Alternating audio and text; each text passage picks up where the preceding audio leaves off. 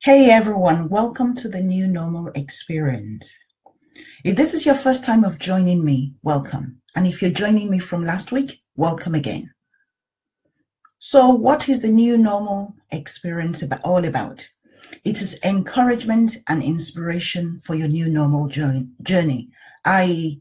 encouragement and inspiration in the aftermath of trauma or very difficult circumstances. Okay, before we go any further, if you don't know me, my name is Bami, founder of Inspire to Soul Limited. My passion is to tend the broken wings of your dreams so that you can be inspired to soar above any troubles of life. So today, before I go any further, I did say last week that one of the things I'm going to be doing, I'm going to be sharing some excerpts from my book, which was published last year. The title, Navigating Your New Normal, a Roadmap for Life Fulfillment After Trauma. So before I do anything else, I'm just going to show you the book. And here is it. So I hope you can see it, Navigating Your New Normal. If you want a copy, the link is in the notes and you can find it on Amazon. It's available in paperback, in hardback, and in Kindle formats. So today I'm going to read an excerpt from the book, and then I will get on to what I wanted to share today. But if you know anyone who's ever undergone trauma, who's had any difficult, very distressing things happen to them, then they should be watching this. So do be kind and share this with them. Okay, so here's what the bit I wanted to read to you. It's just a small part in my book, okay? Now, do things ever go back to the way they were prior to the trauma? Probably not. When trauma hits, it blows one's life apart. The ripple effect impacting one's closest and dearest. Picking up the pieces and putting them together will not result in a life resembling the one you had before. Okay, so that brings me to what I wanted to talk to you about today. I want to encourage you not to be a prisoner of the past. Otherwise, you will sabotage your future. What do I mean by that? So you've had a horrendous thing happen to you. You've had a traumatic experience. But there's something in you that keeps going back to what things used to be before the trauma happened. Oh, my life used to be like this. Oh, my life used to be like that. And if care is not taken, an unhealthy fascination with the past will keep you stuck there. But unfortunately, I hate to burst your bubble. The trauma has happened. Whether you like it or not, it has happened to you, or it has happened to your loved one. And it is time for you to decide what kind of life you want going forward. Because you're watching this broadcast, I'm presuming that you are no longer content with just going through the motions. You're no longer content with drudgery. You're no longer content with barely surviving. You want to thrive. You want to find you again. You want to rediscover joy. You want to rediscover who you are meant to be. And that, not only is that possible, you deserve it. But life is not going to be what it used to be. And here's one of the things I'm going to talk about today. A lot of us, when we go through trauma, we keep ourselves stuck in the past because the facts, the circumstances of the present are too painful, too horrendous to deal with. Or that's what we think. And in our minds, we think if we can just go back to the times when things were simpler, the times when things were easier, the times when life was not so painful, then maybe we'll be okay. But you know what? That is a lie. No amount of revisiting the past would change what is going on in the present. Let me say that again. No amount of revisiting the past would change what is going on in the here and now.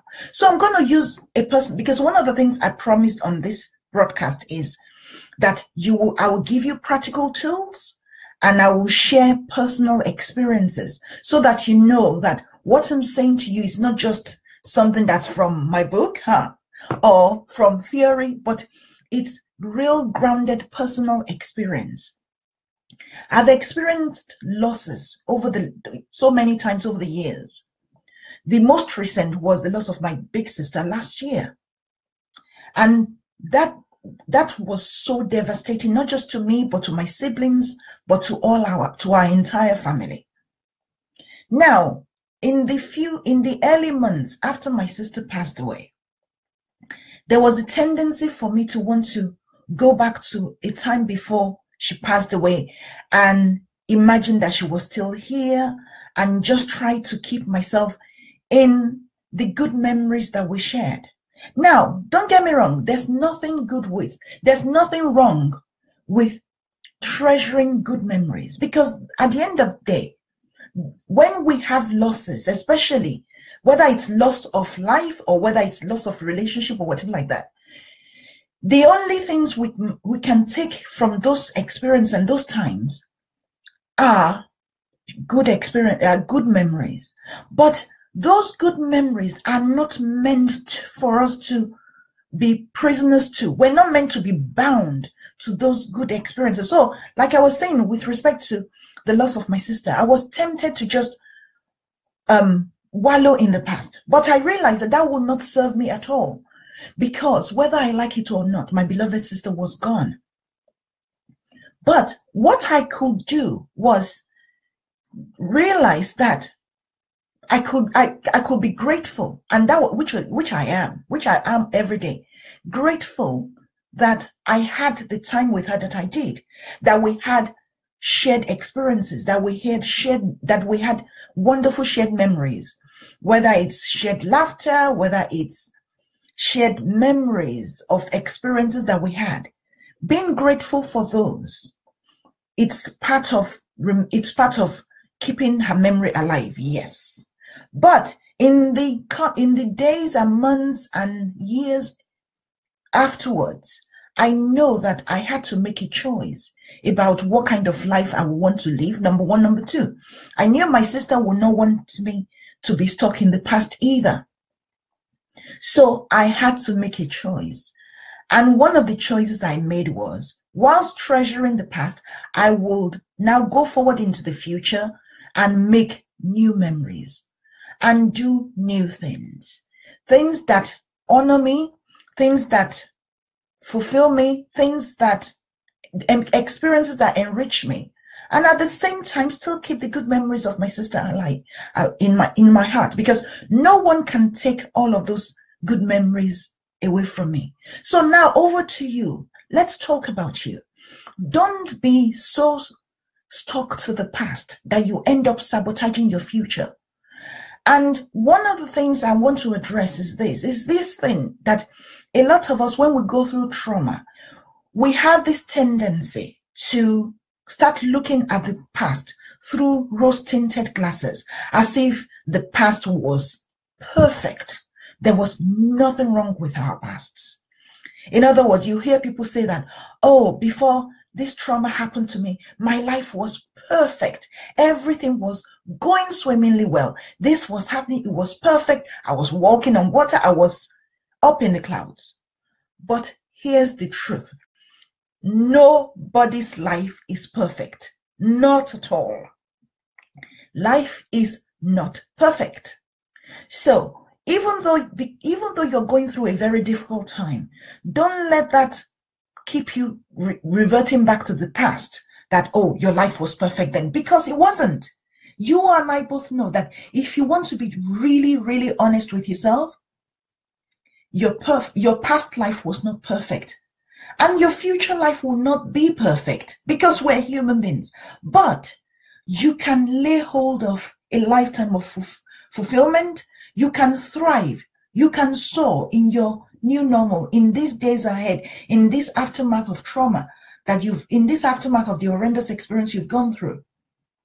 And that is what I want you to think about as you go over this weekend, as you go into the coming week, that even though you don't have the life that you used to, You cannot be held. Don't hold your future hostage to your past.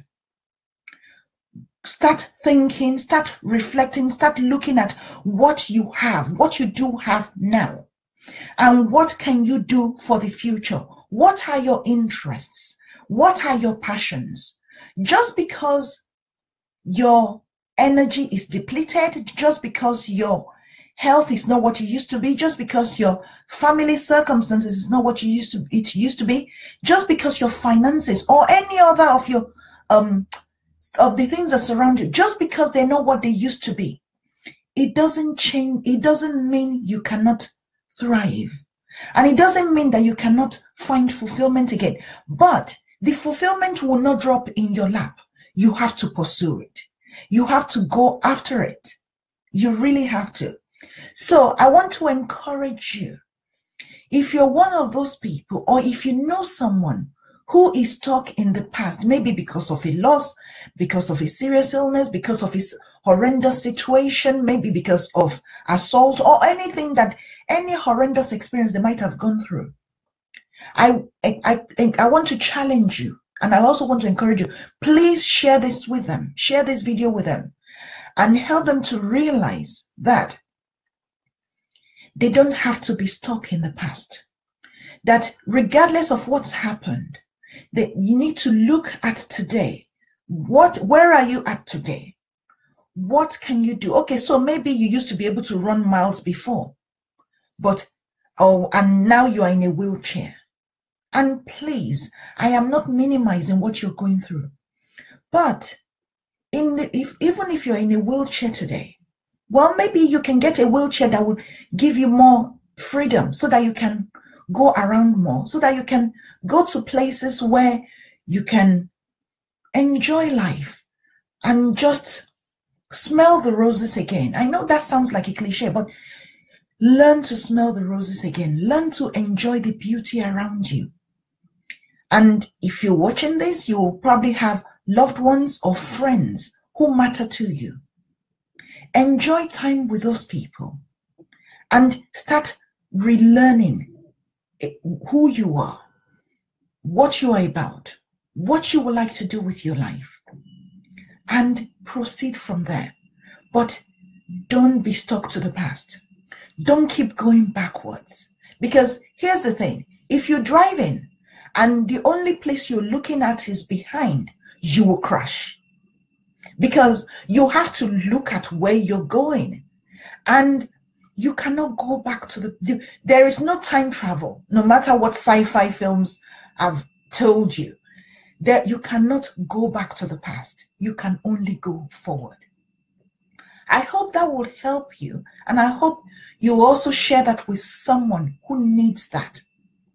So I will say this again. Do not get stuck in the past so that you don't sabotage your future. You are too precious. You are alive today. You are watching this. You're listening to me.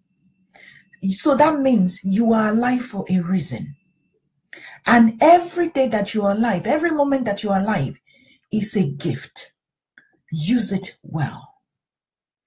So if you are looking, if you are interested in my book, I've told you, like I said before, the link for it is in the notes. So you can click on the link and go on Amazon, check it out, and do get it so that you can find out more about what I'm talking about.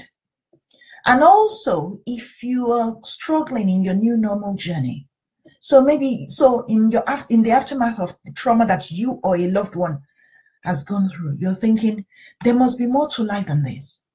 I want more. I want to go further, but I don't know how. I've put my email address there. It's info@inspiredtosoul.co.uk. And also my telephone number, it will be 07542 854 734. Sorry, for those who will be calling from outside the UK, it's +44 in front of those numbers. And the line is open Monday to Friday. You'll see the opening times on the Facebook page. But do not suffer in silence. Don't Don't suffer in silence and don't give up. Don't settle. Don't settle for a dreary existence. Don't settle for a horrendous life. Don't allow trauma to keep stealing from you. Your life is worth so much more. You are here. And I believe that every single person who is alive has a gift to bequeath to humanity.